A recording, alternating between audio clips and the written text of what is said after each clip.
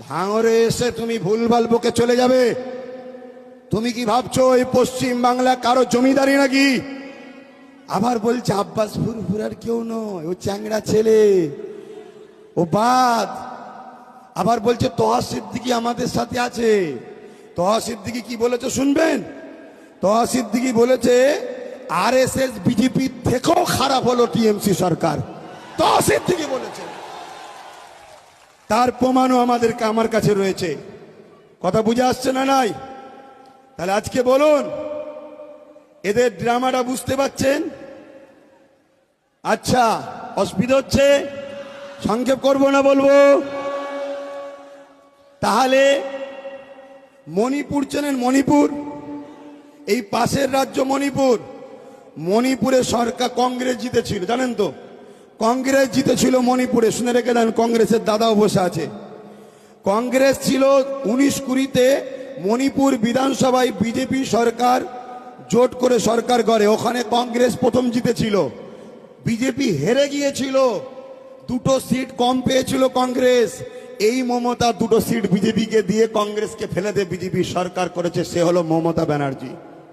চিনতে পারছেন? আমার একটাই কথা, মমতা বিজেপি হ্যাঁ কি না?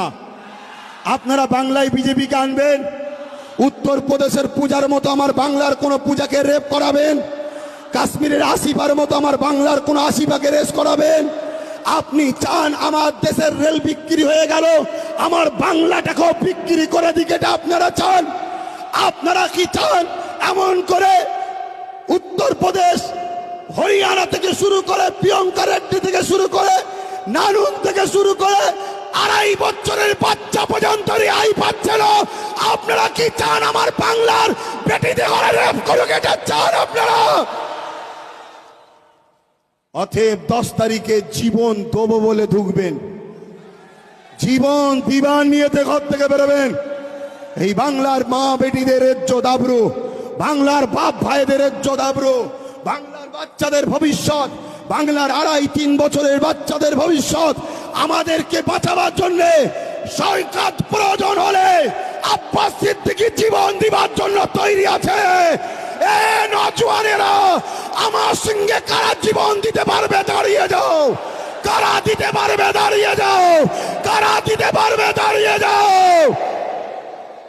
জীবন দিতে পারবে? পারবে জীবন দিতে? একটা কোন মস্তান যদি বলে ভোট দিবি না, বেরোবি না, সে হলো দেশদ্রোহী। কি কি দেশদ্রোহী? দেশদ্রোহী শাস্তি হওয়া দরকার আছে না?